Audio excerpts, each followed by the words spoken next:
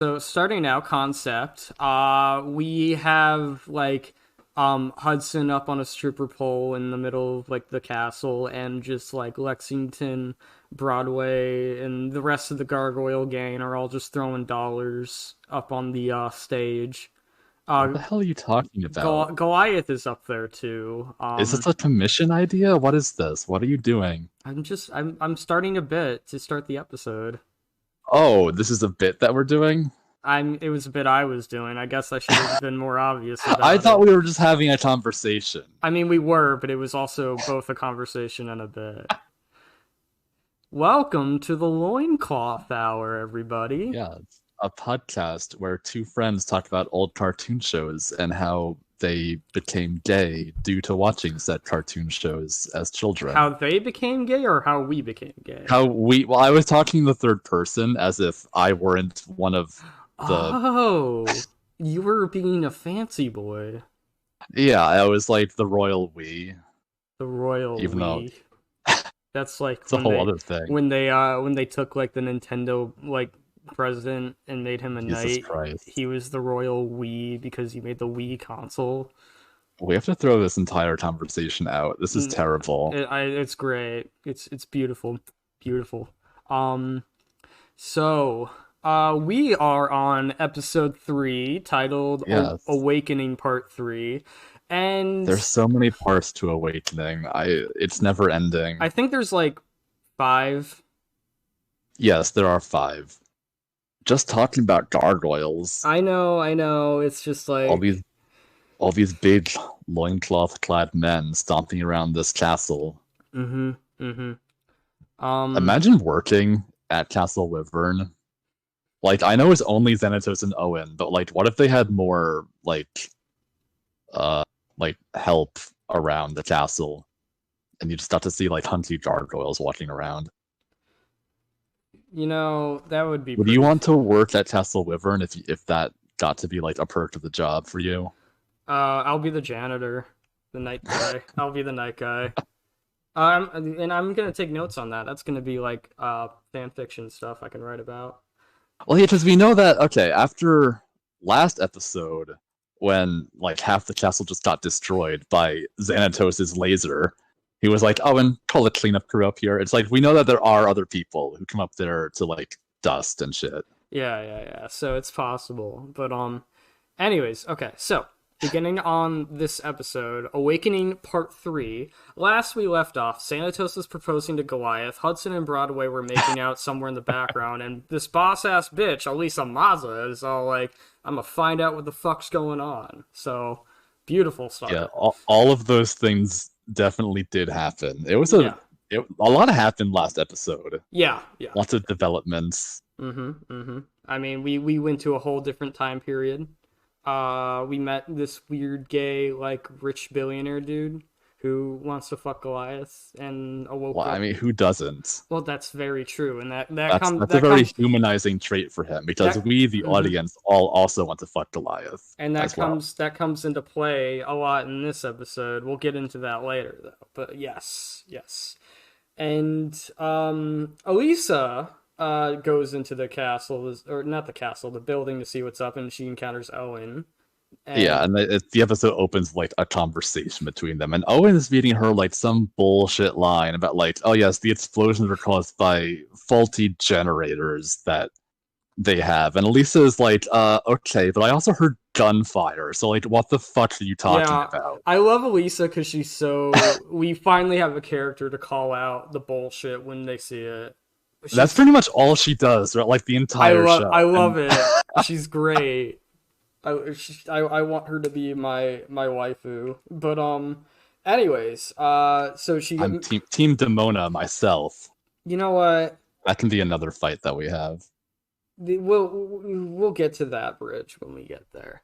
So Elisa immediately calls him out on his bullshit and says, "No, I heard automatic weapons firing up there." Basically, just shows she'll get a warrant if she can't search herself. And Owen's just like, "Damn, I've been busted." He gives this like little cutie boy, blonde boy smile, and I'm just like, God, I don't know if I want to like smack him or yeah, I think I want to just smack him because I don't want the alternative.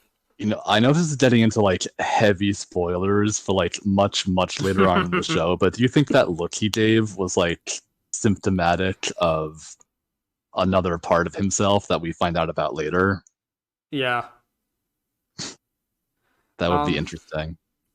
So, and Xana. Okay. So, she goes upstairs, and Well, yeah, Xana. but he takes her upstairs. I think the The first thing she says elevator. once she wanders into the big hallway room is she says must have a heck of a heating bill, which I just always chuckle at that Yeah. line. No. It's I like her a very little. Elisa thing to I say. like her little quips and one-liners. It's very New Yorkian, you know. She says so many New York things in this episode. Like, I'm gonna get into each of them, but they all made me in laugh because case it they're wasn't, very, very New York all the time. in case it wasn't clear, Elisa is from New York. In case Yeah, she it has to wasn't remind you of it obvious. like at least once Yeah. every 5 minutes. But it's beautiful every time. And being a New Yorker myself, like it doesn't feel like it's pandering. Like, no, that really is just how it is up here. If you live in New York City, you do remind people about it all the time because it's the best place to be. Right. So, Xanatos comes in, and he's not making himself any more innocent. And he does this whole thing where he's like, "Oh, I've just called the mayor to offer my most profound apologies for what Yeah, happened." let me just name drop that in here that I'm close personal friends with the mayor. Pish posh You and know. cheerio. I'm so rich and whatnot. And He also throws Owen under the bus like immediately. He's like, Owen was a little confused. That story for the press. The real story is that my men repelled an invasion by a rival corporation. Okay. And he tells her that, and she's just And she's all like, repelled an invasion? You're a private citizen, Xanatos, not a country. and he's just like, "Oh, I'm a millionaire. I have more money than most countries." Just flexing his fat ass wallet. I also like how he's just like, "Yeah, I can kind of level with her. She's pretty on the down low," and he's like, "Yeah, no, I'm rich. People want my money. That's all that happened." Yeah, it's like Xanatos lies all the time, but I feel like if he doesn't see anything to gain by it, he will just be refreshingly honest at times. I mean, like he has nothing to gain from Elisa, so he's just like, I'm gonna level with you. Because you're just like a little person.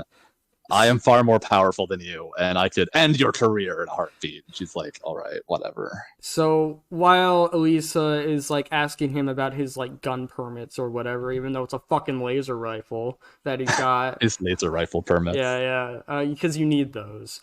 Goliath is just up above, overlooking the conversation or whatever. Yeah, he's just lurking. He's lurking. And meanwhile, our three boyos, Lexington, Broadway, and Brooklyn, or should I say Twink, Twunk, and Hunk, am I right? Jesus Christ. You are right. Oh my god. I don't know if I can deal with this. It's okay. Those are their new names now. A majority just they don't have names yet. Let's be honest. They haven't been named properly in the show itself. A majority of this podcast is going to be you trying to keep up with my energy, my chaotic ass energy. Oh, I can match it, boy. Oh God.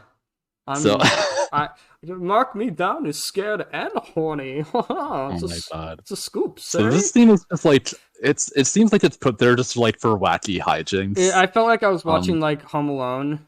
Yeah, Home Alone or like Looney Tunes or like I don't even fucking know. So but like it's just the three young gargoyles like fucking around in the kitchen and like fucking stuff up in it by accident because they don't understand technology or anything. They're exploring a modern day kitchen for the very first time, and Lexington proceeds to be the cutest gargoyle in the world and is all, "Whoa, look at all this stuff, it's fantastic." So adorable. Just immediately taking in all the modern day aesthetics and stuff. He loves all the shiny objects. He feels immediately. I think he's definitely the most at home out of the entire group right now. Yeah. Just being the Generation Z he is. Oh my god. Or whatever. No, he is part of my generation. Yeah, okay, whatever. And the rest are all boomers. I don't fucking... Dude, they were from the fucking, like, 900s. I don't think they're anything qualified. No, he's part of my generation. I'm deciding that he is part of... I'm claiming him. Okay, that's fair. And so, like, Brooklyn immediately just, like, burns his hand on the oven. That thing that we're also told as kids not to do. Yeah. He does it immediately. He does this over-dramatic holy shit moment upon turning the wheel and seeing the flame. He falls over and he knocks Lexington into a bunch of pots and pans, and one falls on his head. And I might Very have funny. I might have made a tweet about that. I don't know if you saw that. Oh, I think I missed that one. Yeah, I know. I took that frame and I tweeted it out as soon as I saw it, and I'm like, I always had a feeling Lexington was a pothead. God. It's up It's right gonna be like now. this all episode. People are liking that tweet while we're talking about this right Yes, now. I bet you got tens of likes on that I think one. I got like 7 or 8 last I checked. No, it's very you. Yeah, it's very me, As this yeah. is happening, Broadway locks himself in the meat freezer. But like, did you notice as he walks into the meat Yeah. freezer, he basically orgasms as he's No, going in, just he's I looking at all the food in I there. I put in my notes like I got so scared when he like did this deep gasp and moan and stuff upon Like seeing he all this literally food. just like moans Like like I erotically. actually got startled when I heard it. I'm like, oh my god, do I have to turn off the speakers? There's like frozen meat hunks just hanging from the ceiling, and this brings to mind, where is this kitchen? Like, who's this kitchen for exactly? I don't because we only see Xanatos and Owen ever in the castle. That's where they Who go. else is here for all this food? I guess like Owen cooks all of Xanatos' meals there or some shit. I don't know. I mean, did they have this all like for the gargoyles? Maybe. Is it in the castle? Is it in the building? I can't. I don't know. I don't know if they're like connected to each other. So I have no idea. I don't even know where we are right now in the show. Broadway is gathering in this freezer as much food as he can carry in those strong arms, you know. Those strong And arms. Lexington, I don't know why, but fucking just casually shuts the door behind him, and I'm just like, Yeah, I guess he just sees an open door and he's like, I'm gonna shut this. Is Lexington well versed in doors? Like, does he know how doors work? Why would he feel compelled to close one? Well, I mean, not this kind of door. This is just more emblematic of their confusion with modern day life. They don't know any of this stuff. They don't know that big freezer doors in places like this, if you shut them, they're very difficult to get back open. And of course, Broadway is just like, "Let me out! It's cold in here." And Yeah, they do like that skit from Clue where he's like, let me out, and they're like, let us in, let us in. And And they're both trying to open the door, like on either side. the two Twink Wonders are just like, "We'll save you. You push and we'll pull." And they don't know how door handles work, I think, or something, but they're pulling. And this triumphant music plays as they desperately try to open up the door, and Broadway's charging towards the door. And what else should happen except the door opens and Broadway runs right into Lexington and Brooklyn, all comedic style. And they all just end up in a big man pile, Yes. as they so often do, They these do. three. Yes. They're very close. Very close. I mean, they've been in the kitchen for under a minute though, and like they've already caused like 7 Okay, accidents. I have like some. I would not they- allow them. They back do there. a lot of destructive shit in less than a minute. I'm gonna talk about that later, but God. Okay, so we cut back to Elisa and Xanatos talking, and while she's following them somewhere, she looks up and we get this kind of zoom in of just Hudson's like back, and I guess she like notices how like he's so thick that he sticks out from the wall or whatever. I'm trying to sneak around, but my dummy thick And ass cheeks. She looks up, she sees Hudson's big ass, and she's just like, what the fuck? And Owen just Wait, says, does that even happen yet? Does that happen again later, doesn't it? No, it does that happen. happen here too? It does happen. She definitely sees Hudson, and it zooms in on his back while he's up Oh my god. high up or somewhere. And Maybe Owen's they're just better at hiding. he probably is. I mean, he's a big guy. And Owen But does have a big butt, yes. And Owen just says, "Is there a problem, detective?" And she's just like, "I could have sworn I saw that stone gargoyle moving up there."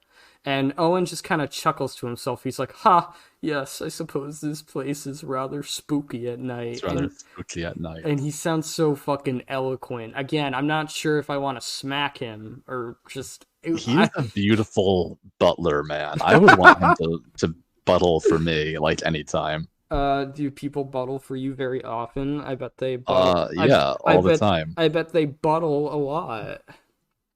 But we are skipping a part. So before that happens, though, like that scene that you just described is as Elisa is like being led out by Owen. But before that, Xanatos like dismissed her very very perfunctorily. He's like, I trust I've answered all your questions. Owen will show you out. Excuse me. And he just like leaves because he thinks he's so smooth. Oh yeah, no, it's just he's got that swagger, that billionaire swagger. He does. Like, I hate him, but he's no, so you cool. don't. You love him. And so after that, so Owen like dismisses her thinking that she's seeing like a fucking gargoyle person up there. He's just like, oh no, it's dark. You're crazy. Like, I'll just gaslight you. And then he's like, have a good night, detective. And he shows her to the elevator. But then Elisa gets all sneaky, and while she's in the elevator, she presses another button to get off at like an earlier floor. So she's gonna do some investigating on her own. She's like, sorry, pal, but this investigation isn't over yet. You know, she's just so cool. She's talking to herself, and she's exploring real detectives do. She's exploring the castle with like her gun out because she's so cool and stuff. And okay, she has her flashlight out. She doesn't have her gun out. Oh yeah, listen, they all look alike to me. I don't know. And she's all like, "Don't tell me." This is where Dracula shows up. So she's going through like a dark, spooky castle. She's got this kind of like this Columbo narration out loud, and I think this is what all detectives secretly want to do. They want to like investigate places and like self-narrate to themselves about what's happening. I mean, God forbid I ever do, but like if I were ever to become a detective, that's what I'd do. And of course, while she's exploring, Bronx, I guess detects her or something, like he knows there's an intruder, and she like, she hears him, but she proceeds to go upstairs, but she hears him more clearly when she's upstairs next to like the wall where she's checking out the city below, and she hears like Bronx growling, and she's like, okay, pal, let me see them, nice and easy, and she now she has her gun out. Yeah, then she takes her gun out, and then she sees Bronx as he's like stepping up the stairs to her, and she gasps in surprise at first. It looks like a fucking alien. Then she aims her gun back at Bronx. It's like a dog creature thing, and then Goliath, I guess, was behind her the whole time because I don't know where the fuck he was, but he's just there. He reaches in her gun and like just crushes it in his hand. So it's all like, yeah, maybe don't shoot my dog, please. So oh, that's a fucking mood. But so like how does Elisa explain to like her department that there's just a missing gun now? Because they weapon check that shit. They do that. We're not gonna dwindle on it. I'm just throwing it out there. But yeah, that's probably not a question that most children would ask. So the show doesn't bother addressing it. But me, not children. Me, grown, smart, adult man. So yes, us men of action, watching cartoons. Rar. rar XD. And so, cartoons. Oh god, you sound like Goliath there.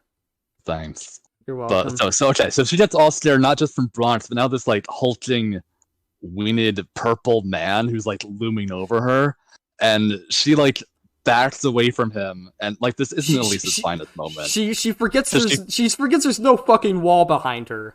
Yeah, she just falls right off the fucking castle. Which like how many damsels are gonna fall off cliffs? And Hey, Elisa's not a damsel, okay? Well, at this moment, she is. At this moment, she tried to murder a dog for no reason. She didn't. Now she's falling to her death. Yeah, no, she is a damsel in this very moment. I do agree.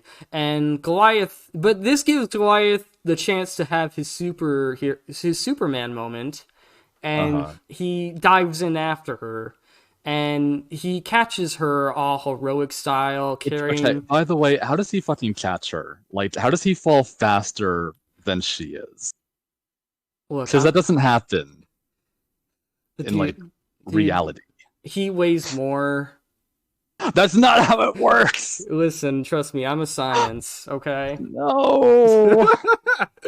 I don't fucking know. The gargoyles are not human, okay? He's got wings, he weighs more, he could be more aerodynamic. I don't know. But he's big and beefy.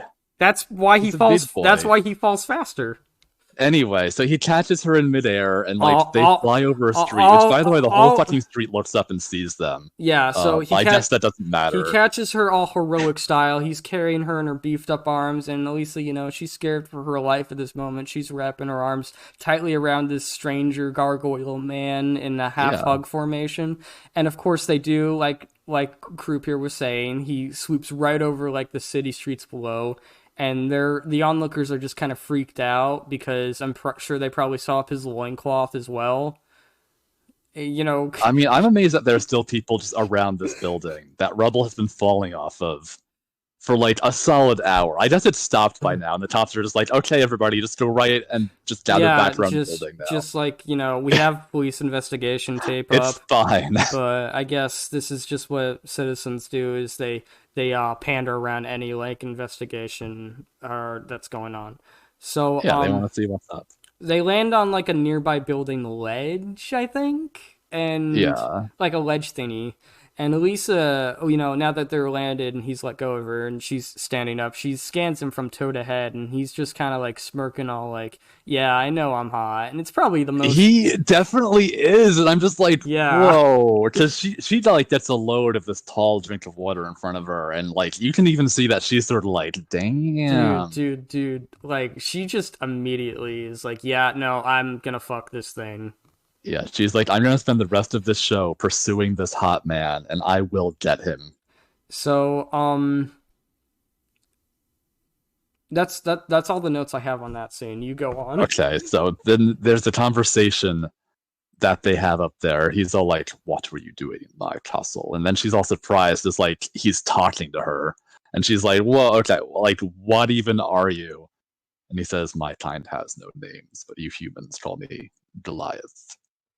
Can you tell? Says, "Your kind? You mean there's more than one of you?" And he takes like this deep breath and he says, "Barely," which is sad because he's still getting over all the gargoyles. Can you tell that he is using like that sexy tone in his voice here more than any other scene? It's like his gentle tone, but there's still like this very growly like undercurrent to it, because that's just his voice. He sounds like a fucking vampire trying to seduce you right now. Like, my God. Well, it's working. He's really already putting on the flirt shield. Like, he doesn't even know he has it on. I don't think he can turn it off. It's just a part of him. No, but it's like stronger now for some reason in this moment. But yes,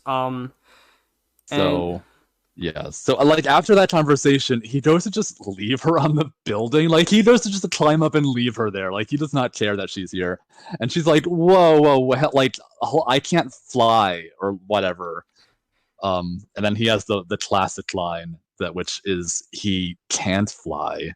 He can only glide on currents of wind. You say that line is classic, yet until we rewatched the show recently, I completely forgot that was a factor. It's classic for me because I make fun of it every single time we see the gargoyles can fly and don't need to glide.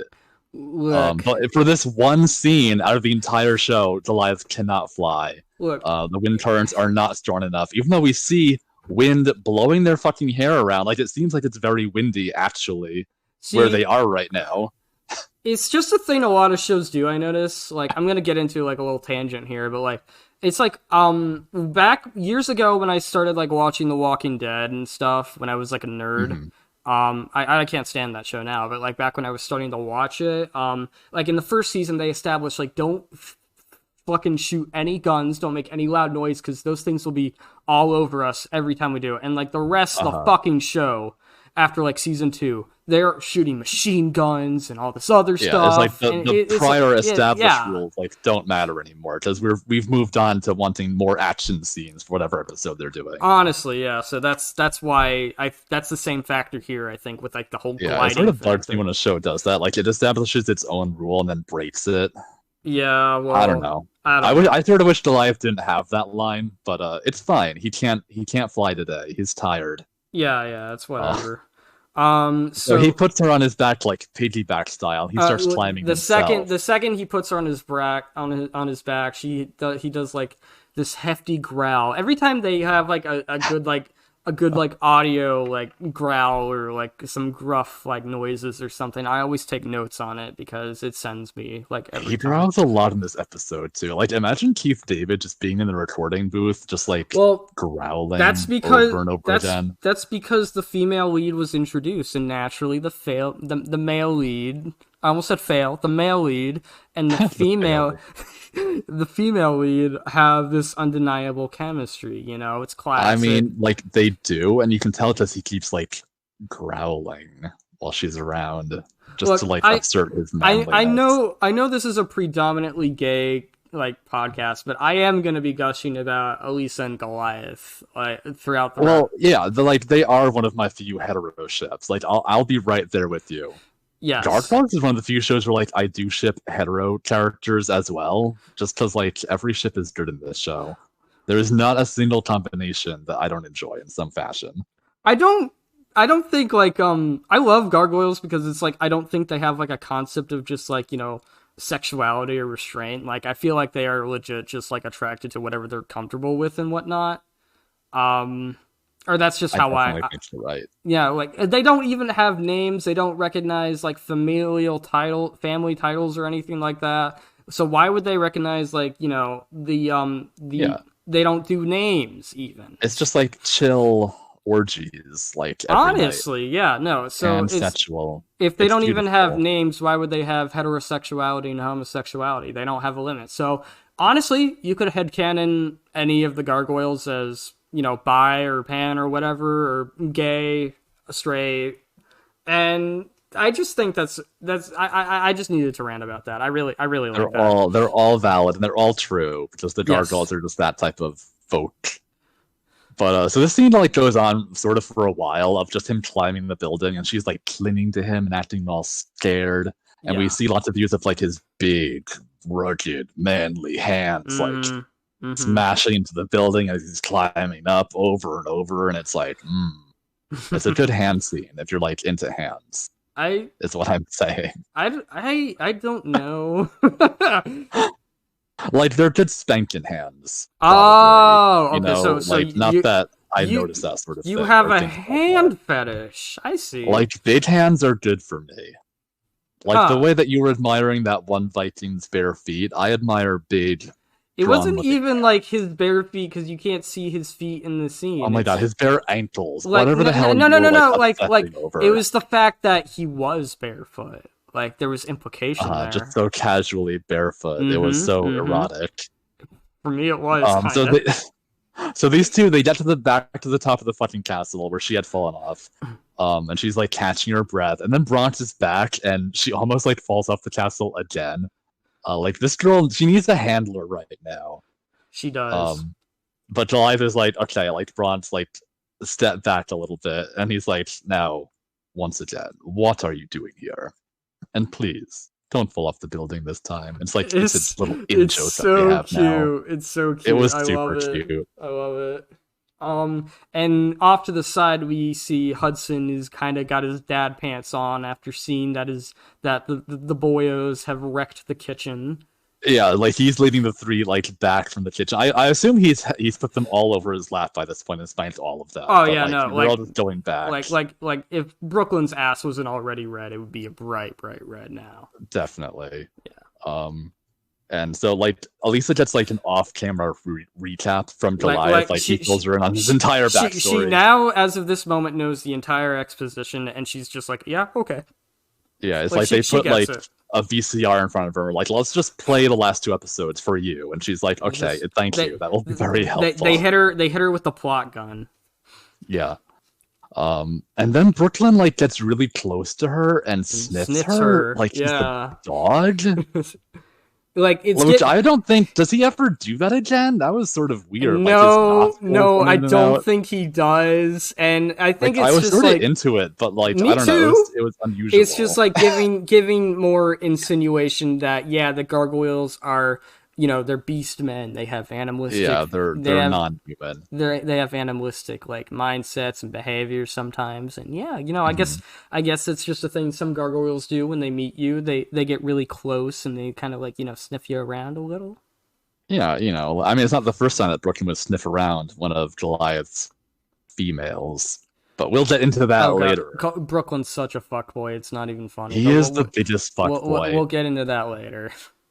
But he's all like, is this a new friend, Goliath? And he says, this is Elisa Maza, a detective. Like, he pronounces it in a weird way for the entire episode. I love it. It's just... Like, it radiates himbo energy, like, every single time. Oh, God. And she flashes her badge at them, which is like, okay, you know by now that they don't know what that means, but she acts like they do. And then and then Hudson says, "So what exactly does a detective do, lass?" And he's just he's asking with like this caution and also this sort of innocent respect. Like it's so fucking wholesome. I love just the whole dynamic between these. This is a really good establishing scene of them all. This is a meet cute. It is, but like with her and like 6 people. This is like Snow White and the 7 Dwarves. It is. And she's all like, well, when somebody does something wrong, I find out who and arrest them. And then Goliath is like, who says what's wrong? Which, anarchist king over here. He's like, no, the justice system is flawed. I love it. And all the cops do is serve as another oppressive force in society. But she explains that for a 90s children's cartoon, she's like, well, we have a justice system, laws, penalties, assessments, that the people decide. So Goliath's main problem with this, though, is that he's just like, you mean the humans decide?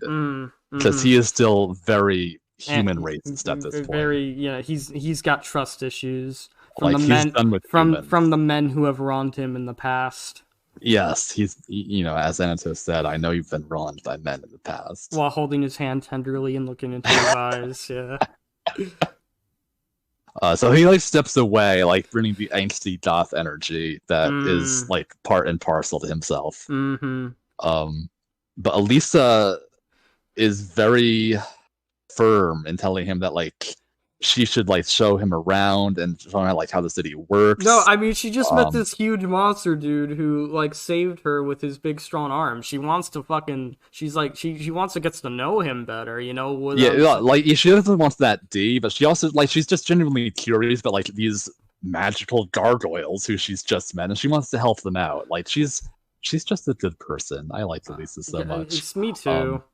And then Goliath falls back into his old patterns of being hugely submissive around femdoms. Yeah. And eventually just agrees. He's like, okay, well I can't say no because you're a powerful woman, and that gives me a boner. That's Goliath's weakness. He's naturally submissive towards women. Yes. And what happens after that? After that, you can see the sun is starting to come up, but before it does, they're all, or no, not all of them. Goliath is called down to Xanatos' office. And Owen calls him down, and when we see him doing that, we get my favorite frame of Owen ever. Oh, I didn't even catch this. What was it? Are you? I want you to describe this for our listeners. I want you to describe what you're seeing. So Sid just shared an image with me, a screen cap of the part. It looks like Owen, from a distance, is waving to the Gargoyles, but he has an extremely small head. I'm just gonna say, it looks like he has a shrunken head, from one of those jungle stories of headhunters. He looks like he lives in a beautiful house with a beautiful wife. Looks like with a large automobile. How did I get standing on each other's shoulders? Wearing a very large suit. You're making some music video reference that I don't understand. It was your time. It was your time. You should know this. Okay, but I don't listen to music. It's he looks like he should be on stage with the Talking Heads. I'll send you the context later. It's fine. I just love that. We're gonna share this on Twitter later. We are. It's just, any TV show that's drawn will have occasional frames that just look bad, and this is one of them. It looks bad in an amusing way. I love those frames so much. They give me life. So Xanatos pulls Goliath down to his office for a quickie, I'm assuming. He's just because like the sun's about to come up, but Xanatos is all like, "Oh, like it's fine, I'll be quick." He unsticks yeah. He says this exposition won't take long, which is bullshit because this is actually sort of a long scene. While he was explaining everything, I totally blacked out. Like I didn't take notes on any of it. I'm just like, wow, that was long. Well, I took plenty of notes. Okay, so after giving Goliath his facial, he starts telling him that the 90s Image Comic Squad from last episode, they broke into the castle and they stole 3 floppy disks, which is funny to see them now. I think like even when this aired, that was sort of like people weren't really still using floppy disks, but he has to explain what they are to Goliath. He's like, think of them as magic talismans, each one containing hundreds of spells. So Goliath tells him, well, perhaps you should use a detective. Which makes him like raise an eyebrow, as though like, how do you know what a detective is? But he doesn't ask. He's just like, I can see you're catching up quickly. Like, okay. And then he says he can't go to the humans because if he did, they would just lock the Gargoyles up for study. Which is then is like him positioning himself as like the Gargoyles' only friend. Like he's something that you know, a classic abuser behavior right there. Although in his defense, I'm pretty sure it's also true, so we'll let it slide this time. Yeah. Goliath does do another sexy growl at that. I did write that part down. Yeah, we have to timestamp all the sexy growls. Yes, there's like a lot. Xanatos goes to like this massive entertainment center he has built into his wall, with a VCR in it, and he slides in a VHS tape. Have I mentioned like that I want to live in this castle? I want to just live here. He has this beautiful entertainment center. It's built in a medieval castle on top of a skyscraper. I love this place. It's got aesthetic. It is. Goliath is super wowed by the television because he's never seen one of those before. He's like, amazing. It's like a living tapestry. And Xanatos says, oh, Goliath, your naivete is refreshing. Which I didn't further confirmation that he is also just extremely into himbos. I did not catch that. I was just like, oh, Xanatos is explaining plot stuff. Like, I think that was the funniest line of this whole episode. Like, it made me laugh out. I had to rewind back to where it was because I was laughing so hard. Yeah, it's pretty good. But basically, he just gives like a preview of the next series of fetch quests that the Gargoyles are going to go on. Like, but they're not even going to do it this episode. They're going to do it next episode. So it doesn't really even matter for right now. But he says, so they stole the 3 discs. Each one went to like a different fortified base thing, like that's owned by a rival corporation. There's a research center on a small island that's out in the bay. The second one is like below the city in the sewers. And the third is on like this massive fucking airship that's just, I guess, just hovering over the city. And then he's all like, I hope that you'll help me recover the discs. We have to hit like all of these locations simultaneously. And Goliath is just like, why would I do that? And he's just like, no, because that's dumb. And there's only like 5 Gargoyles left. I'm not going to endanger our lives for like not a real reason. And he just fucking leaves. And Xanatos checks out his ass as he goes out the door. Yes. See, I still didn't get it. I was playing with a piece of string while you were describing what was on TV. It's not. Next episode, I'll explain it to you again. Okay. Don't worry. You handle the really deep exposition stuff. I'll just talk about. I'll just share the memes and talk about asses. You just share the lols and the memes. And talk about. But after asses. Goliath is gone, like a wall panel in Xanatos' office slides up, and we see a very, very mysterious silhouette. We have no clue who this could be. Because it is not instantly recognizable at all as a character who we've already seen in the show. Oh my god. We have no clue who this person is, but Xanatos seems to recognize them, and he says, don't worry, everything's going according to plan. But I wonder who that could be. Yeah, it's like a female kind of like form, except she's kind of big and almost like a winged person, almost demonic. I believe in the commentary for this episode that Greg Weisman gives, I think he does say that the silhouette wasn't meant to be that recognizable. Like the animator sort of messed up on that part and just made it like very easy to see who it is. I have a screenshot of it. She just looks like it just looks like they took it was like really chump stuff. Like they took like Damona's like model and everything, and they just like they put like shadow crossfade all over like her. they just took out the colors and just put like shadows instead. She's just like I like to think that's not actually her. He's just talking to like a cardboard cutout that's standing there. Maybe it is, because I don't think she moves here. She just like stands there like very sassily with a hand on one hip. Yes. God, I love her. She's great. I wish she did more in this episode. Like but, you just know, her mere presence has graced the episode. It's true. It's very comforting just to see her there. Yes. So we see like the day pass. We see like the Statue of Liberty. Mommy. It's very pretty actually how they animate this, but it doesn't matter plot wise. So the day passes, and it's the next night, and we see all the Gargoyles like flexing. Like they always do, roaring as they come back to life. The roaring, big muscles the everywhere. roaring. Rar. So first thing that happens is the trio is getting ready to head out.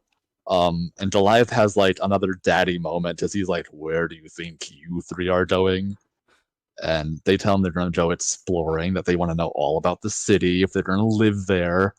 And I think Brooklyn is like, it's peoples. Lexington is like, it's devices. And then Broadway is like, it's food. Because his personality is still just, he likes food. That's all that he gets still. If he's not orgasming in the walk-in freezer, he's just talking about some other sort of food. I am so glad they give Broadway a personality after like the first 5-parter. Yeah, like he does. He becomes like one of my absolute favorite characters. Yeah, but right now it's just he just likes food. That's all we get. He's the stereotypical chubby one of the group, but he's also super hot, so it's okay. He is. I mean, he has won our hotness moment for both of the last 2 episodes. So like he's the hottest character so far, apparently, according to us. According to us, yes. So, of course, Goliath puts on his dad pants, and he's just like, you know, you guys got to stay here. We don't know enough about this new world to be too dangerous. Yada yada. It's very cute. It is very cute. And they're like, okay, Dad, and then they all fly away. And it's really nicely animated when they fly away. Yes, it is. It just looks really good. It does look really good. Then we go to Elisa. So before the previous night, she and Goliath had made plans to meet up. We forgot to say they were going to meet up on a different roof nearby. Yeah, so she's stepping out onto that roof. It's also Lisa's day off, so she gets to just kind of go on her first little date. Man, I would love to just hang out with Gargoyles on my days off. God, right?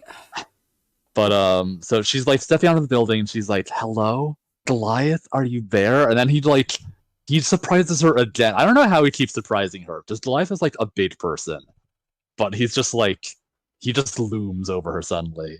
And she's all like, "Why were you hiding back there?" And it's because he still doesn't trust humans, and she is a human.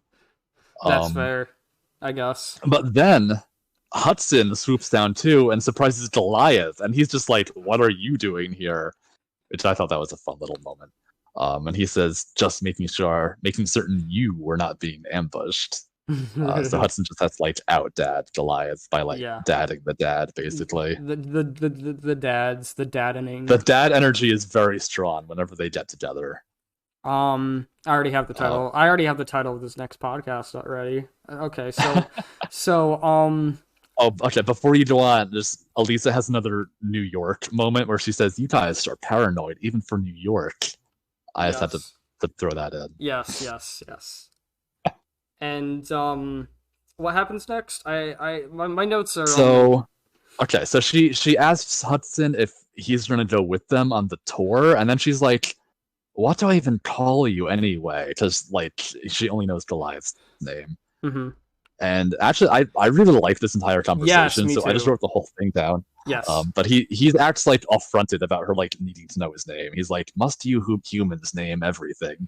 Nothing's real to you till you've named it. given it limits. And she's all like, it's not like that. It's just, well, things need names. And he says, does the sky need a name? Does the river? She says, the river is called the Hudson. And then, like, Hudson is, like, taken aback by that, and he looks at Goliath and just, like, smirks back at him, like, oh, she's got you there. I love that little smirk he's got. And then he's like, fine, lass. Then I will be the Hudson as well. So he is officially Hudson. We can now call him Hudson. Yes. Even though we've already been calling him that. Yeah. But now he's officially Hudson. And so they're gonna go tour the city or something, and Elisa's just like, well, you guys have wings, how am I gonna get around? And Goliath immediately just picks her up in his arms again. Like, they're already super... He doesn't ask first, but, like, she's into it, though. No, like, they're already super comfortable with each other. And, okay, probably my favorite part of this episode is when he does this, Hudson just gives this, like, look. And... Yeah, so like, Goliath picks Elisa up, and then she puts, like, an arm around his neck, and they sort of, like... She and Goliath sort of smile at each other, like, oh, this is comfy. I sort of like this. And then... Yeah, and then it goes to Hudson, who's just like, he knows exactly what's going on. Like, the only thing I can read from his disgruntled expression is seething jealousy. And he's like, I remember when Goliath would pitch me up like that. It furthers my theory that he and Hudson are just, they're cooperative dads and fuck buddies. Oh, you just cut off. They're like, it just like feeds into my theory that they're both cooperative dads and fuck buddies. They definitely are fuck buddies. Like, I don't know if I'm getting jealous vibes so much as he's just sort of like, do you really want to start like a relationship with a human when we just got here? Oh yeah, I guess. I like mine better, but you know. I mean, I don't think Hudson's a jealous type. It's like, you can have your fun with the wee lass. That's fair. I know you'll be back after my dick soon enough, laddie. You can never get... Please don't make me do any more Hudson impressions. I'm very bad at it. I love it. It's good. I can tell you're doing Hudson when you talk in a slightly Scottish tone. Great. I love Hudson too. But Hudson, although... It should be noted, he's asked Jen if he's going to go with them, and he says no, because I feel like he wants to give the two of them space. Yeah. Like I think like 3 would be a crowd right now. Like the third wheel kind of thing. He's a good wingman for his hunty himbo leader, Goliath, who he takes over his knee every once in a while. And it's like, it's funny, because like, when they ask him if he's going with them, Goliath says Hudson. Like, okay... This individual who you've known for probably like centuries or whatever, he just decided he wants a name, and they've decided to adopt the human name policy from now on. He immediately starts associating him as Hudson, like he's already addressing him as that, which I really like. Like, there's a lot of respect there. Well, I guess you could say it's like they I guess because they're the only Gargoyles left, maybe they feel like it's okay if they adopt more human practices as far as like the name thing goes. I don't know. But I also see it as a part of like the whole Gargoyle accepting culture. It's like if someone wants to, Hudson has said that he wants that to be his name, so Goliath immediately is like, okay, I'll respect that about you. And exactly. And I that's kind of what I read into that as. Yeah, that's a good reading, I think. Mm-hmm. But Elisa is like, okay, well, looks like it's just you and me. What do you want to see? And then Goliath immediately answers, the dangers that threaten me and my kind. Oh god, he's such a lovely edgelord. No, yeah, like, what does that even mean? What do you think she's going to show you right now? She's like, you might want to cool it down a little. Yeah, she says, you're starting to bring me down, and I'm a cop. Honestly. She's like, when she's not reminding you she's a New Yorker, she's reminding you that she's a cop. Yes. So there's like a pretty long scene of them just like flying around. There's no dialogue. We just see like the various sights of the city. There's like there's whimsical Danny Elfman style music playing. There is nice. It's just sort of like nice music. Like this is Yeah. a nice little breather moment. I think we see Yeah. the Chrysler building as they go by it. There's lots of I obscure wouldn't shots know. of Goliath where we almost see his ass, but not quite. I took But screenshots. that's most shots of Goliath. I took screenshots. I I know feel you did. I feel like I'm like, like one of those photographers in like comic books and stuff, and instead of just like getting pictures of like superheroes or mutants for like newspaper articles, I'm just taking pictures of their ass for my own personal collection. So you're like Peter Parker, but with Goliath's butt.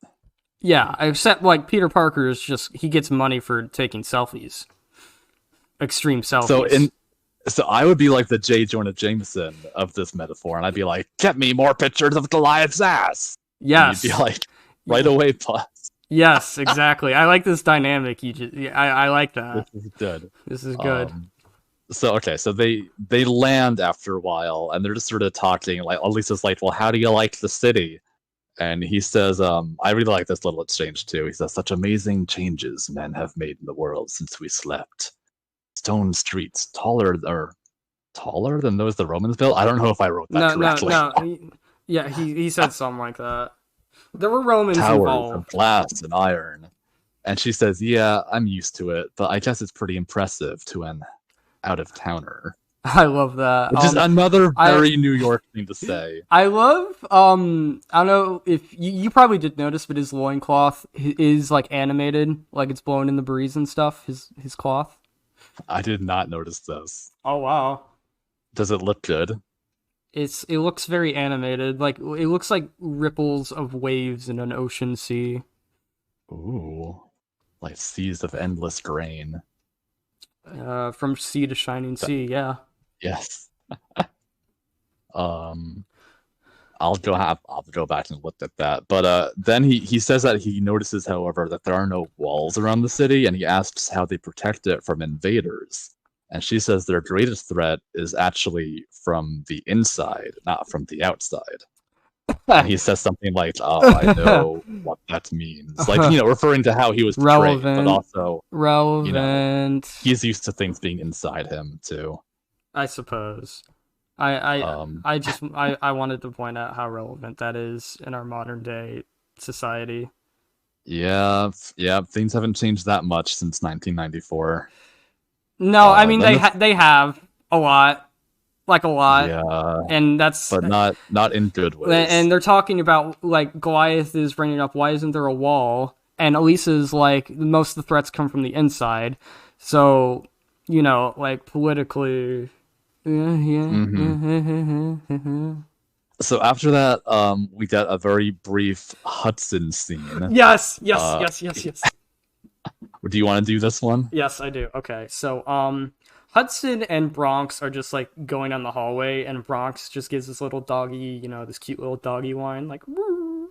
And Hudson's like, "Ah, I know, this world is hard to adjust to," and they just open a random ass door. I like to think that Hudson's dad instincts led him to this room. Yeah, he found the dad room. He found the dad room. See, okay, so there's just a fucking lounge in this castle with like a goddamn like couch and a rug and a coffee table and a TV. Everything looks like so. Again, who is this room for? I gotta ask. Did Xanatos right? furnish this room this way? Whomstiv? And it's my favorite. One of my favorite parts, because I love any moment Hudson's on screen, but he just kind of settles into the recliner. He almost falls over when it goes back on him, but once he finds a way to like relax and kind of like spread his legs, man spread. Yeah, he man spreads. He's just like in this really smooth old man gargoyle voice, like, well now, this isn't too bad. And just hearing that old man just kind of like moan and whatnot, it's just interesting. It's an interesting little line. Oh my god. So, Hudson, picks up the remote. I guess he somehow knows immediately his dad instincts call him to where the power button would be. As soon as he turns on the TV, it's like this loud fucking 80s rock music video playing. Some guy, some like weird looking dude from the 80s is just screeching. And this is adorable. Hudson gets so scared, he falls backwards out of the recliner onto the ground, scrambles to his feet, and just runs out of the room. Like, his eyes are so wide. Like, he's actually terrified right now. Like, he was again, like, remember, he doesn't know what a TV even is. And then this little box starts, like, screaming at him, apparently. So I can see why that would be frightening. But it's also just very cute. It is, yes. So, yeah. He runs just out hit one of his, like, okay boomer moments. Because Hudson has there's a lot of old man jokes with Hudson. That's what he brings to the show. Not in an ageist way, just kind of like, oh, that old Hudson just lounging about watching TV. Yeah, in his underwear again. His balls hanging out. Yeah, no, we should let's move on to a different subject.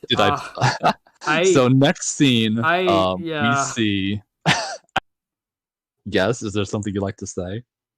No, I definitely don't have. I didn't get a boner. I'm so embarrassed. I'm so embarrassed. If you had one, it'll go away right away. Yeah, the scene changes to our problematic faves, Brendan and Margot. Did they come back? This is their first appearance in the show. Do they come back? Yes, they are in so many episodes. What? Yeah, okay. I'm gonna point out every time they're in the show, but like every time there's like two annoying people who need to be like rescued, or to be like scared of the gargoyles, or to like just be random jerks, it's gonna be Brendan and Margot. And Margot will become like a more important character once the comics start as well. I think she has a slightly expanded role in those. You and your fascination they're just two with background characters, with these recurring characters, Officer Morgan, Brendan, Officer Morgan, okay, Sweet Tom, like all these characters will come back. Tom is, yeah, I know. I remember Tom. We love Sweet Tom. We love Sweet Tom. Anyways, go on with these two. So there's these two. I'll just say it outright. Like, they're a married couple, but they fucking hate each other. Yeah. Every time they're on screen, they are bitching or negging each other or just like belittling each other. Especially Margot. Mm-hmm. Margot is very mean to her husband. I don't think she actually likes him very much. Yeah. And his refrain that he always gives her is, "Give it a rest, Margot." Like, he's also sick of her like endless bitching. It's a bit much. I don't know why they're still together if they don't like each other at all. I don't know. It's like straight people problems. Yeah. But so they're in a car, but the car stops. And Brendan can't get it started again. They're in a shady neighborhood. Margot immediately jumps into her bullshit of like negging him about like how cheap the car is. But I like, how cheap can this car be? Because the next thing Brendan does, like, he picks up a car phone. Oh my god. Okay, so the only notes I took on that whole scene is, in all caps, phone and car, man. What? Like, it was a thing back then, but like not a lot of cars had that. So I would assume that's like a more expensive car if it did. I don't know a lot about cars. Me either. We're gay. Well, but like yes, we're gay. We don't need to know those sorts of things. But it is like just very odd to see it. It's like I had the same reaction when Xanatos held up that floppy disk. I was like, God. These are 90s relics that we're seeing here. No, like, I'm familiar with floppy disks. Phones and cars are alien to me personally. Just incredibly bizarre. Yes. But he can't get like a signal through. Like, his car phone isn't working either. Margot is like, Margot, I'm wonderful. Sorry, honey. This fucking car isn't picking up any like frequency. So Margot is like, wonderful, priceless. Now what do we do? And he says, well, maybe I can fix it. And he gets out of the car, and she says, you have to call a repairman to plug in the coffee maker. Like, I don't know why they fucking hate each other. Maybe they're just having a bad day. I don't know. She's so abusive. Yeah, she sort of comes across that way. He definitely doesn't answer her though. He just like closes the door in her face. He's like, "That's enough of that for right now." Valid. But he opens up the hood and he's sort of like looking around. Like it does seem like he has no idea what he's doing. No, he doesn't. But it doesn't really matter because just then these three unwashed street thugs show up behind them, who all seem extremely queer-coded. They do. Is it just me who thought that? No, no, not at all. Like I was picking up big, like mad gear energy. So there's three of them. There's like this bald dude with shades who, you know, I guess is just kind of the third wheel because he doesn't do much. He reminded me of the Dean from Community. Yes. And there's the guy in the like who's I guess the leader. He's got a leather jacket on. See, you know, like he's the cool guy. He's the cool guy, and he has an earring in his right ear. He's gay. That's the gay ear. That's the for gay our ear. Listeners who may not be aware, but as everyone knows, if you have one earring, if it's in the gay ear, if it's in the right ear, it means that you're gay. So this man is canonically to me homosexual. Like that was such a middle school thing. I remember when I first got my ears but this show is aimed at middle school kids. Like, so when I first got my ears pierced, I did the gay ear because I wanted to be like, yeah, I'm proud. But I'm proud. That's what this guy's doing.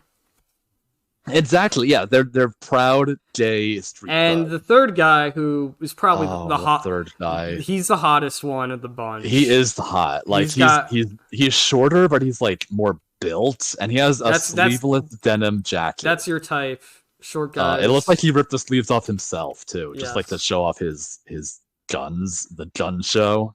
Yes. Super hot. He's got like what is that haircut? Even it's like. Flat, I don't know. It's like a flat top. A flat top, I guess. And he has like cool gloves on. He does, like these he has it going on. Like I don't know why he's a street thug. He should be like obviously the bottom for the leader thug. I agree, he probably is the bottom because he has the beefiest butt and the leader probably has like the biggest dick, so those two just go with each other. Yeah. You know? Yeah. So what happens next, Croup? So what happens next? So they're all threatening like Brendan, and they asked if he has a passport. I don't. Which Brendan's just like very clearly confused by. He's like, "What are you talking about?" And I feel like their threatening dialogue sort of failed them on that occasion because it just confused their victim. So Margot's first instinct upon seeing these characters, these rough, mean-looking, hot characters, is she immediately fucking locks the door, leaving Brendan outside. She locks Brendan out of the car, leaving her man for deads.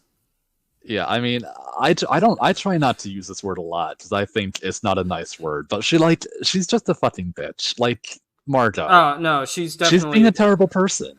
She's that bitch. She is that bitch. And she yells out like, give them your wallet, Brendan. And Brendan holds out his wallet. He's like, I don't have a lot of cash. And the hot street thug that we were mooning over just now, he like takes out some chain from behind his back and like holds it in his arm. He's like, "Oh, we're real sorry to hear that, Brendan." And so, like, there's a lot of sassiness happening in this scene because he's gay.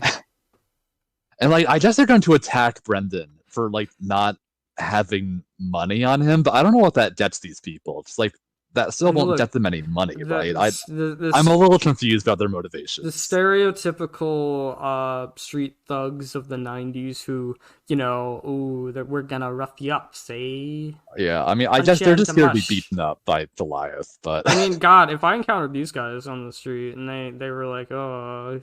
And I'm like, oh God, no. And on the inside, I'm thinking, yeah.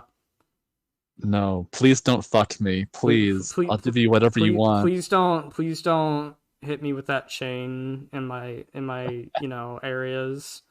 Oh my God, your areas. And rob my spent body when you're done with me. I'm cutting that. Please don't steal my virginity from me. I'm cutting that. I have a boner. I'm thinking with my dick. I'm cutting that. You're not cutting any of this. So just then, Elisa steps out from the shadows from like an alley. I don't know, how did she get here? I just Goliath just dropped her into the alley. Yeah. And she says, "Aren't you boys late for your 4-H club meeting?"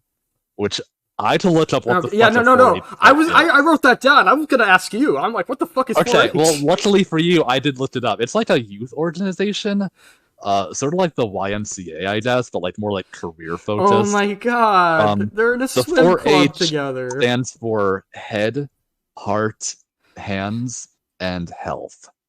Just in case anyone listening wanted to know that. So, I still don't get the joke she was trying to make there. Well, it's like, that's where they should be, you know, like working to better themselves and their lot in life, but instead they're out on the street selling their bodies to, you know, as prostitutes, which is, you know, they're worth more than that. They can be doing better for themselves. We are so horny for these characters right now.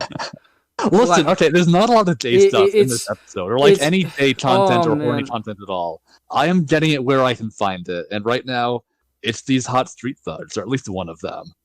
The beefy one. I should name him. I feel like he's a Brock. Yes, he's absolutely a Brock. But so they approach Elisa like menacing, like it's her turn to be menaced by them, and they're like, "Oh, it just keeps getting better and better, don't it?" And she holds out her badge, like police, just like more sassiness, and they're all like, "Oh, we don't care, ATAB." And then she runs into the alley, and they chase after her.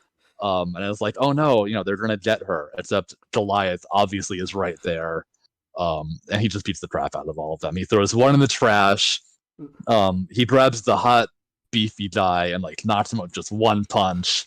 And he like falls to the ground, like, ugh. And then we see Brendan watching this from like the entrance to the alley. And he gets freaked out because he's seen a fucking monster attacking people. And he's all like, run, Margot, just run. And the two of them just run down the street. This is one of those like oddly empty New York City streets. Like there are apparently the only people on it. I guess. We don't see anybody else. But I know that animating people is very expensive. Yay, so they saved them and now they're lost in a shitty rundown New York neighborhood. Yeah, but we don't care because it's just Brendan and Margot. It's just Brendan and Margot. And then Elisa looks up at Goliath and she says, you know, you might be the best thing to happen to the city in a long time. But like, she's gonna become a crime-fighting she's like saying this after she saw him like knock out these two menacing like beefy dudes or whatever. And I'm just like kind of erasing the third one from my memory. Well, yeah, because he was thrown in the dumpsters. Like we only see two. We see the hot ones on the ground. The ugly one was thrown in the dumpster. Yeah. Okay. So romantic music is playing as they're standing over these comped out thugs, and I guess like from that scene we transition to the trio, who I guess just Hudson's kind of like too afraid of like the TV at this point to babysit them because now they're just like wandering outside the castle. And well, no, they left at the beginning of this night. They said they were going to go out and look around. I forgot about that. Okay, I forget what I'm saying. And they see like this Lexington spots this random motorcyclist, and you know, even though they can't fly, Lexington just kind of like, you know, he goes. Well, he glides on currents of air over to the motorcyclist because he's got to see how it looks. Anyways,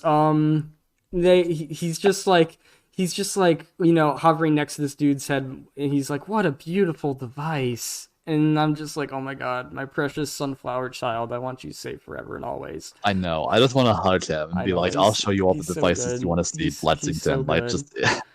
and of course, you know, this guy freaks out and wipes out on his motorcycle. Yeah, he has the opposite reaction that we would have. And he just totally freaks the fuck out. I even put in my notes, I'm like, if it were me, I'd be all like, yeah, thanks, man. Want to try it out with me? Yeah, I'd be like, hey, you know, like, just sit your butt right behind me here. I'll give you a lift anywhere you want to go. And then that's how I met my gargoyle This boyfriend. is how I hit on people, on gargoyles, yes. By the way, this motorcyclist, are you aware that this is also a recurring character in the show? God damn it! God damn it, Vinny? That is me! This is Vinny, yes. Oh my god. Okay. We're gonna see more of him. I think he shows up at the next episode, actually, but we don't know it's the same guy until, like, way later on. Oh my god. Because he doesn't say anything in this episode. Your he just, knowledge, like, makes a face. your knowledge of background characters astound me. You're not gonna. I know all of that. I'll be like going to you, and I'll be like, "Oh, check out this really hot character," and I'll show you a screenshot, and you'll be like pointing in the background, be like, "Who's that guy?" I remember that I used to do that to you all the time. You still do, because they're hot sometimes. background characters, and like you're trying to show me this 20, and I'm just like, no, who's that like beefy stud muffin like way back there? He's like 3 pixels high. It's just like that picture I shared of like Owen earlier. Like, who's that guy? Yes, the tiny head. Not really, but you know. But anyways. Anyway, so the motorcyclist like falls. Like, bails. he falls off the motorcycle, then he like just gets up and runs the hell away. So Lexington is scary, I guess. So yeah, Lexington commits Grand Theft Auto without realizing it. It's an accident. But he picks up the These bike things afterwards, and he's like, okay, so to summarize the scene, less than a minute with this new vehicle in Lexington, it just fucking blows up a minute later. Like, less than a minute. Like, Lexington loses control of it, trying to drive it, and it crashes off into a wall in this fiery, huge explosion. So that's neat. Yeah, and the other two are like, Goliath told us not to show ourselves to anyone, and Lex is just like, oops. And so, they're all trying to get it now if he finds out about this. And it's just like, they're just like, let's not tell Goliath about this one. Save their butts. We transition back to, after that, nice little speech of the devil, we're back to Goliath and Elisa. So they're walking through the park, and Elisa says, we're probably the only couple in the park who don't have to worry about muggers. And I'm just living that she's already, like, establishing they're a couple. Yeah, she calls them a couple, which, that's not necessarily romantic. And Goliath doesn't even deny deny it. He just, like... No. She's just, like, super, like, into this guy, like, so immediate. Like, yeah, no, I'm gonna fuck this thing. Like, I do feel like by this point, he is also into her, and he's sort of, like, okay with that for right now. It's nice. It's just nice that he's been in modern day for like 3 nights, and he's already found a girlfriend. It's sweet. It's very cute. However, he's super depressed still. He's like, this world is just as savage as the one I remember. And Elisa's all like, oh, well, you're judging it the way humans have judged you. I mean, sure, the city's just an ugly face sometimes, but there's more to it than that. The usual yada yada of putting the onus on the oppressed minority to not judge their oppressors. Whatever, Elisa. Yeah, I don't know. It's fine. I don't think Elisa's white though, so she isn't, but she is a human. No, Elisa, she's half black and half Native American. Oh, I believe. So like she gets double trouble. That's so cool. It is cool. Yeah, she's one of like the only examples of like a mixed race main character in a cartoon show for kids. Like it's neat. Especially in the 90s, it was very progressive and good. Yes. We love to see it. Mm-hmm. But anyway, their romantic interlude, or whatever this is, gets interrupted by Goliath, like, sensing that like, danger is approaching, and just as he does... There's movement in a bush, and then all of a sudden, he's shot by a tranquilizer, and I think it hits him, like, in his shoulder or in his pec. Or whatever. No, it's his shoulder. I wish it was his back. Yeah, no. And the SWAT team or whatever, like the team from earlier, who they were fighting. Yeah, the Image Comic Squad. They all come out, and like they're all just being attacked in Central Park. So the blonde commando girl like goes for Goliath, and he basically just like punches her in the face, or he hits her with his wing or something, and she gets like knocked away. But as the fight is going on, like more of the goons like pile on Goliath. You can see that his energy is sort of dropping. Like he's getting more and more, like he has less energy, as the fight's going yes, on yes. because Okay, he got okay, hit okay. with that trank Okay, dart and okay, is yeah. working its way through his Yeah, system. the guy tries to bear Um, hug his crotch. Another guy jumps on his arm, and the woman, the chick, the action chick who he punched in the face. Well, he didn't punch her in the face. That was an it's that exaggeration. blonde babe, He was that fighting. action babe. He was trying to fight off the SWAT team off. She happened to be there, but and Yeah, they all got a good feel of him during this fight. she Just jumps on what of his you? back and she puts him in a sleeper hold, and Uh-huh. we just kind of see him going from grrr, all subtly, angry, trying to fight off, and he's just kind of settling into unconsciousness, and then he just He sort of makes that he noise. makes that noise before just kind of like falling over with all these guys just on Hmm. top of him and everything. And Which I know is something that you are into. You're into like what even is that? Is that like snuff? Is that snuff no, related? it's not snuff related. I mean, it could be considered snuff related under certain categories. It is kind of, but not really. It's You're into men just being it's slowly it's losing consciousness. it's I would say it's closer to somnophilia than it is snuff. Which that is an attraction to guys who are put to sleep or are sleeping or whatever. I don't Hmm. know. It's a really taboo thing I have, but I'm sure I'm not the Well, only one. somnophiliacs will love this scene from Gargoyles Oh where God. Goliath is choked into unconsciousness I feel after being tranquilized. So well, he falls asleep and he's like, it looks like he's just cradled by like three of the guys. Like mhm. they're all just sort of holding him. I am into that, and then it's like Elisa who's being like, I guess, we forgot to mention in all this beefy Goliath goodness that she was being like held off by one of the other guys, or she was trying to fight Yeah, off, she also got restrained and she snaps like, "What do you want?" and then And like the lead evil guy is like just tying up loose ends. Which and makes you think like they're gonna tie up Goliath, which like it would be about time. I'm amazed that they haven't done that yet in the show, but it doesn't look like he's gonna tie him up. Just instead he points his gun at Goliath, and and it while says to be continued. I gotta point out that when he pulls his gun out and looks at Elisa, like his butt's kind of sticking out. I got a nice Oh my screenshot. god! I got a screenshot Yes, of it. he's wearing that spandex bodysuit. And I sent you that screenshot, and I'm just like, he's kind of got a butt, and you responded with, he's probably not wearing underwear. Yeah, That that's led to it. some thoughts. I like that exchange though. It was good. Well, like he probably okay. So they're part of like a paramilitary terrorist cell or whatever the hell these people are. He probably does have underwear, but it's probably like a Shh. commando thong or Oh something, my you god. know? See, I was about to say you're ruining this, but then you said thaw, and I'm like, oh, Or it's like a jockstrap, maybe.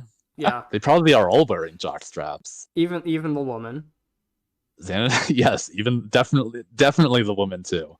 And after this mission, they're probably all trying to be debriefed by Xanatos, like in the showers. Okay. So, yep. So, and then we get to be continued, and that was Awakening Part 3. We did it. I think we were at our horniest this episode. Well, like that's probably because there wasn't a lot of real horny content in this episode. Like it was a really good character piece and introduced Elisa and Mm-hmm. established like her rapport with all the gargoyles, but I didn't really see any horny content. Um, So I think that we just had to like try to make up for that by being more horny yeah. ourselves. Yeah, no, I would say so. But all in all, good episode. We love Elisa, and Xanatos is a schmuck, and I wish Xanatos was in more. Like he was only in that one scene or two he was in scenes. a few scenes. He had a few scenes, I Yeah, think. but we needed more of him, more of his gay And shenanigans. more of his weird gay billionaire shenanigans. Yes.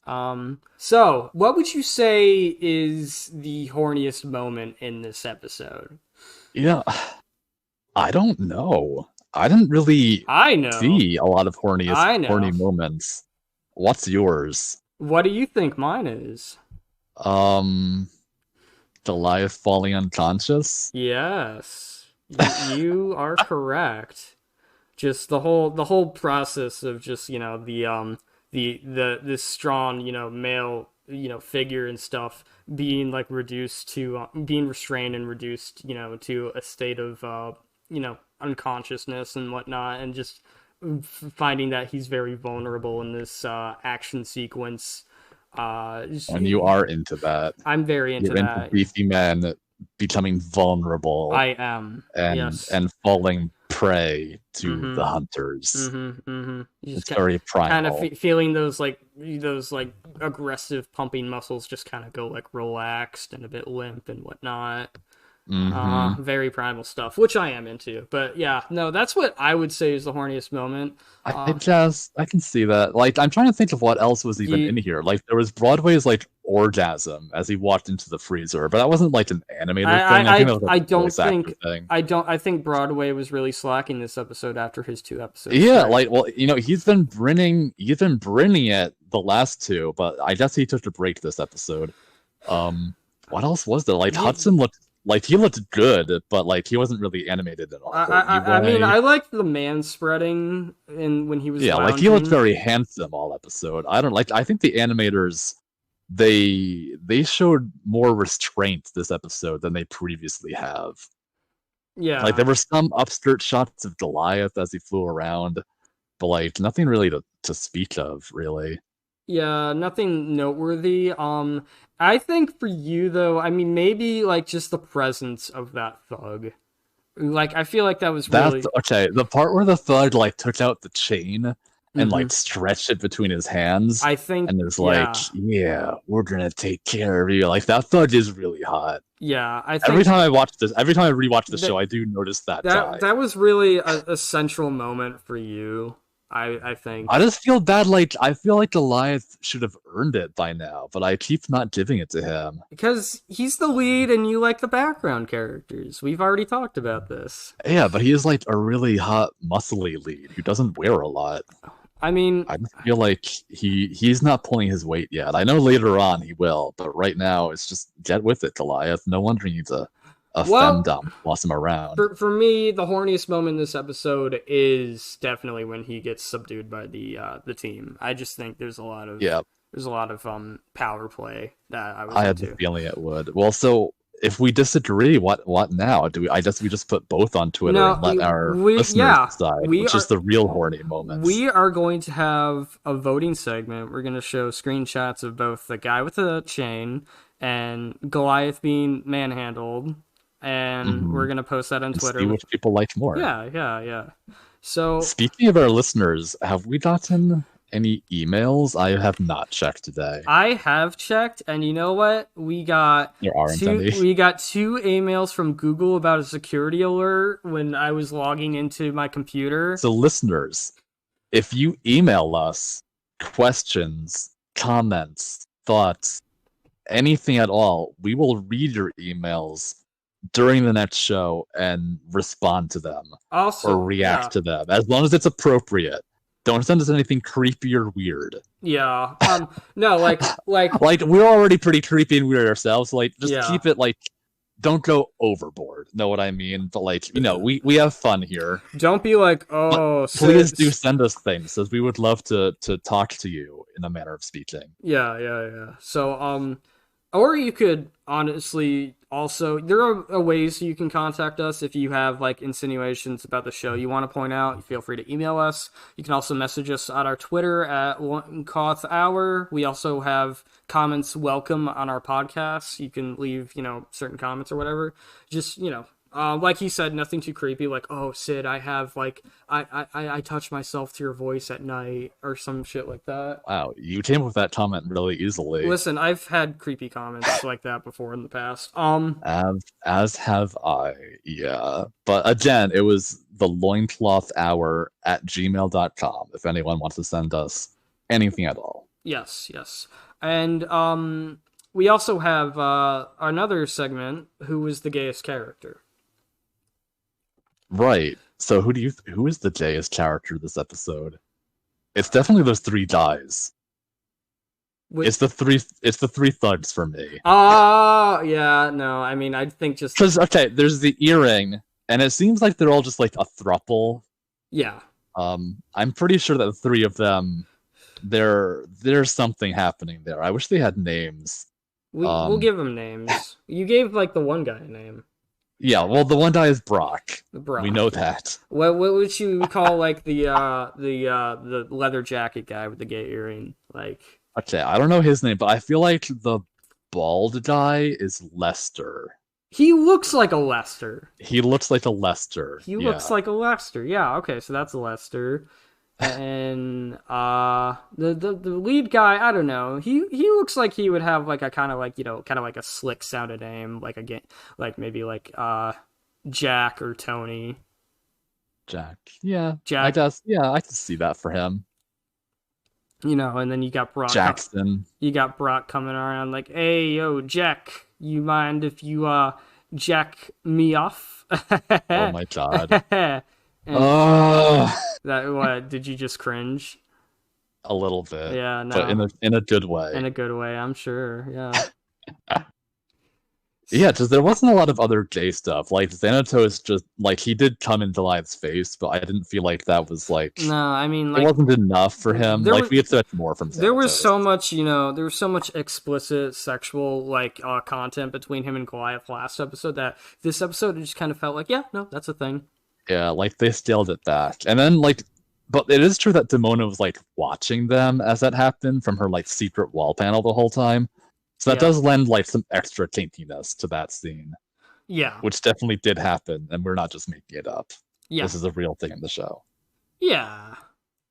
Oh, what do you rate this episode since we skipped that? I